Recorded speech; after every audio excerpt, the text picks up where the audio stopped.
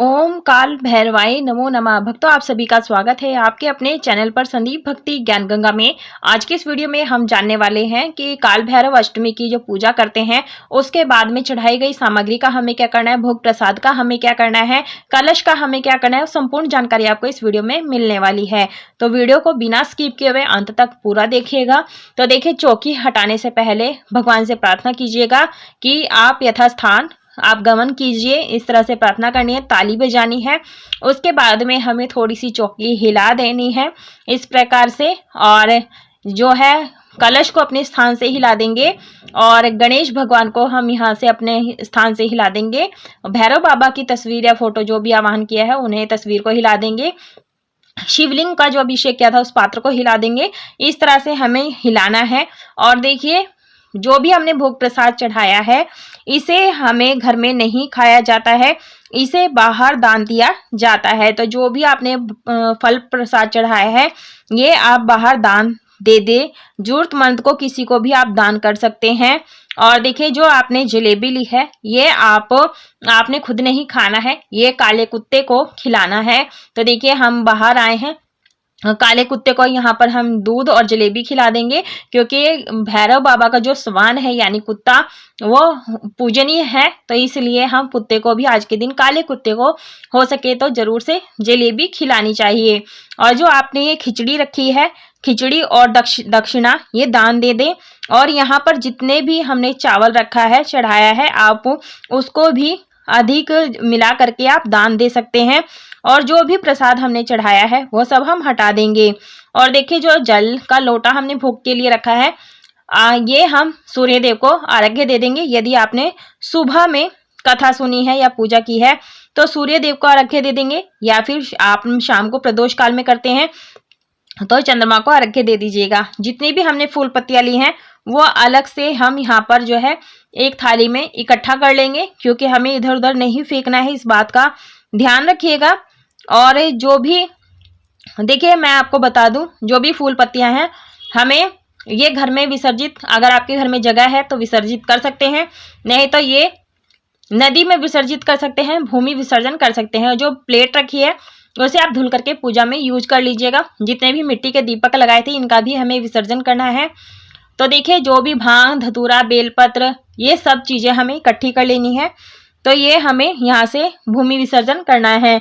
तो देखिए भक्तों, जो नींबू है ये फल, ये हमने भैरव बाबा को चढ़ाया था, ये आप फलों के साथ में दान कर दीजिएगा।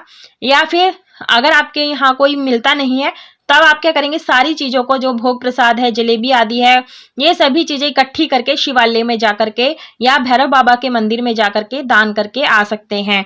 तो इस तरह से हमें रखनी है। और देखिए, हमने जो ये कमलगट्टे के बीज भगवान को चढ़ाए थे ये भी आप विसर्जित कर दीजिएगा। जितने भी फूल पत्तियां हमने इकट्ठी की थी वो हमें हटा देनी है यहाँ से।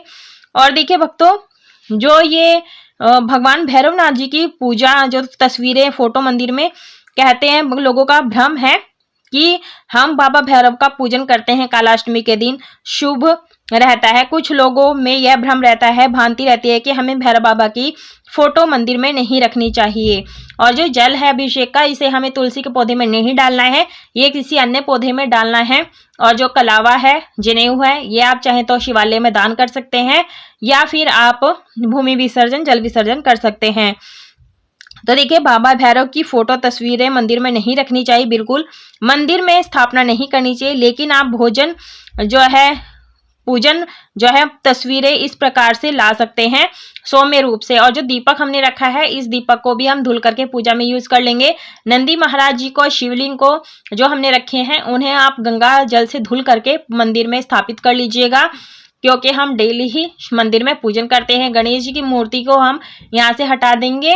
यदि आपने सुपारी में रखा है तो सुपारी में जो गणेश जी का आवाहन किया है, पूजन किया है, वो सब विसर्जन करना है। अगर मूर्ति रखी है, आप डेली पूजन करते हैं, तो इसे मंदिर में वापस से इनको स्थापित कर लीजिएगा। तो हमें जो विसर्जन करने वाली चीजें हैं उन्हें हम रख लेंगे। और देखिए, जो फूलों की माला हमने भैरव बाबा को चढ़ाई है इनका भी हमें विसर्जन करना है। आप चाहे तो एक पेड़ पर टांग सकते हैं, सूख जाएंगे तो आप इसे क्यारी में डाल दीजिएगा, सुंदर सुंदर पौधे निकल आएंगे, फूल भी हमें प्राप्त हो जाएगा। तो आप इधर उधर ना फेंके कोई भी पूजा वाली चीज, क्योंकि इससे हमारी आस्था को ठेस पहुंचती है, इस बात का ध्यान रखिएगा। तो इन चीजों को हमने इकट्ठा कर लिया है और जो भी हमने पत्ते रखे थे अशोका के वो भी हम इसी थाली में इकट्ठा कर लेंगे और इनको हमें भूमि विसर्जन, जल विसर्जन करना है। ठीक है भक्तों, तो इस तरह से हमने हटा दिया है ये विसर्जन करने वाली चीजें। अब जान लेते हैं इस कलश के जल का क्या करना है।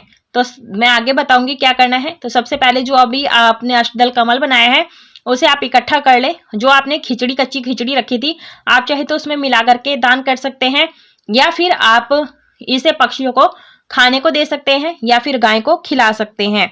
तो देखिए भक्तों, इसी तरह से हमें जो है कलश के नीचे रखे हुए चावल का हमें क्या करना है वो मैंने आपको बता दिया, लेकिन ये ध्यान रखना घर में यूज नहीं करना है। और जो हमने भैरव बाबा को काली चुनरी उड़ाई थी, वस्त्र उड़ाए थे, कलावा उड़ाया था, अगर आपके आसपास भैरव बाबा का मंदिर है तो ये आप वहां रख करके आ सकते हैं, वहां पर पंडित आती उड़ा लेते हैं। और नहीं तो आप सारी चीजें जो है सामग्री है भोग प्रसाद के साथ में रख करके आप किसी को भी दान कर सकते हैं। तो इस तरह से हमें वस्त्र का भी बता दिया है। आप तस्वीर देखिए, हमें तस्वीर आप ये लाल कपड़े में लपेट करके रख सकते हैं और मासिक पूजा भी कर सकते हैं। और देखिए, आपको जो है मासिक पूजन करना हो या वार्षिक पूजन करना हो, उन्हें निकाल करके आप उस मूर्ति या तस्वीर में उनका आवाहन करके प्रार्थना कर सकते हैं और उनके पूजन कर सकते हैं। उसके बाद में उस मूर्ति या तस्वीर को आप किसी काले कपड़े में या फिर लाल वस्त्र में लपेट करके आप रख सकते हैं भैरव बाबा की तस्वीर को। और इस प्रकार से भक्तों आवाहन करके हम किसी भी मूर्ति का पूजन कर सकते हैं और परमानेंटली हमें उन्हें मंदिर में स्थापित नहीं करना चाहिए, क्योंकि भैरव बाबा की पूजा में बहुत ही ज्यादा विशेष विधि विधान होते हैं जो गृहस्थ जन होते हैं जीवन में संभव नहीं हो पाते हैं। तो देखिए भक्तों, इस तरह से जो कलश का जल है उसे हमें जल का छींटा लगाना है पूरे घर में, और जो जल बच जाता है उसे क्या करना है वो मैं आगे दिखाऊंगी। और देखिए, टॉयलेट और बाथरूम को छोड़ करके बाकी पूरे घर में छींटा लगाना है। ओम काल भैरवाय नमः, ओम काल भैरवाय नमो नमः मंत्र का जाप करते हुए छींटा लगाना है। पुष्प की सहायता से, आम के पल्लों से भी लगा सकते हैं, कुशा की मदद से भी छींटा लगा सकते हैं। और जो ये बाकी फूल अक्षत बचे हैं इन्हें भी हम जिसमें हमें विसर्जन करना है उसमें हम डाल देंगे। तो इस तरह से हमें चौकी हटानी होती है। और देखिए भक्तों, जो ये चौकी है दिशा को पूजन कर सकते हैं। तो देखिए, आप अगले दिन इस पूजन को, चौकी को हटाएं। अब हम आए हैं शिवालय में। जो घर के मंदिर में जो शिवालय है ना, घर के पास में ही है, क्योंकि जो भगवान भैरव जी हैं वो भगवान शिव के ही 5वें स्वरूप हैं। तो आप शिवालय में आकर के जो भी आपने भोग सामग्री अर्पित की थी भैरव बाबा को, वो आप शिवालय में आकर के एक पैकेट में बना लीजिए और यहाँ पर पहले चरण छू लीजिए। उसके बाद में आप हो सके तो जल से अभिषेक कर सकते हैं। उसके बाद में आप यहाँ पर सामग्री छोड़ सकते हैं। तो ओम नमः शिवाय, ओम नमः शिवाय मंत्र का जाप जरूर से करें। और यहाँ पर जल, गंगा जल मिला करके आपने अभिषेक कराना है। अभिषेक में दिखा रही हूँ कैसे करना है। आप चाहें तो शिवलिंग के पीछे साइड से भी अभिषेक कर सकते हैं। मैं यहाँ पर डेमो दिखा रही हूँ, तो आप इस तरह से कर सकते हैं। और देखिए, नंदी महाराज का अभिषेक जरूर से करना चाहिए। तो देखिए भक्तों, जो ये आपने जो पूजन है आप ये सुबह शाम जरूर से करना है। तो देखिए, उसके बाद हटा सकते हैं। जब चौकी हटा लेंगे ना तो वहां पर हमें पूजन करना है। सुबह से या फिर शाम तक आप इस तरह से पूजन कर सकते हैं। जो नींबू हमने चढ़ाया था वो शिवलिंग पर हम यहाँ पर रख देंगे। जो खिचड़ी, कच्ची खिचड़ी रखी थी दान करने के लिए, वो आप एक पॉलिथीन में बांध करके यहाँ पर शिवलिंग के पास में ही रखना है। तो ये जो है ना पंडित ले लेंगे या फिर जो भी जरूरत होगा उसे ले लेंगे। और इस तरह से हमने भोग सामग्री यहीं पर रख दी है। अब हम चलते हैं घर की तरफ। तो इस तरह से हम सामग्री छोड़ करके शिवालय में आ जाएंगे और पंडित आदि इन्हें ग्रहण कर लेंगे या ले लेंगे, जैसा भी उनका होगा वैसा कर लेंगे। तो ठीक है, अब हम घर आ गए हैं। तो देखिए, घर पर भी हमें जो है कुत्ता मिल गया है, स्वान। तो देखिए, आपको आज के दिन जितने भी कुत्ते मिल जाएं तो आप उनको दूध जलेबी जरूर से खिलाएं। इससे हमारे भैरव बाबा अत्यधिक प्रसन्न होते हैं और घर में अकाल मृत्यु नहीं होती है। इस बात का ध्यान रखिएगा, दुख दलिद्र सब खत्म हो जाता है। तो इस तरह से हमें यह पूजन करना है और चौकी हटानी है।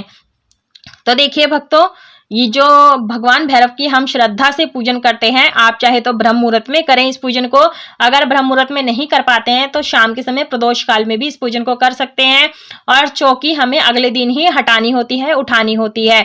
तो जो शिव जी का अभिषेक का जल था वो गमले में डाल दिया है, और जो जल का लोटा था वह हम सूर्य देव को अर्घ्य दे रहे हैं। तो आप देख सकते हैं किस तरह से अर्घ्य दे रहे हैं। पूर्व दिशा की ओर मुख करके आपने जल देना है। तो इस तरह से हमारा जो है जल का लोटा जिससे भोग लगाया था वो हमें सूर्यदेव को अर्घ्य देना है। इस बात का ध्यान रखिएगा। पैरों में छींटा नहीं आना चाहिए, इसलिए गमले में दे दीजिए और उसके बाद क्षमा प्रार्थना मांग ले। आप चाहें तो 7 परिक्रमा भी लगा सकते हैं।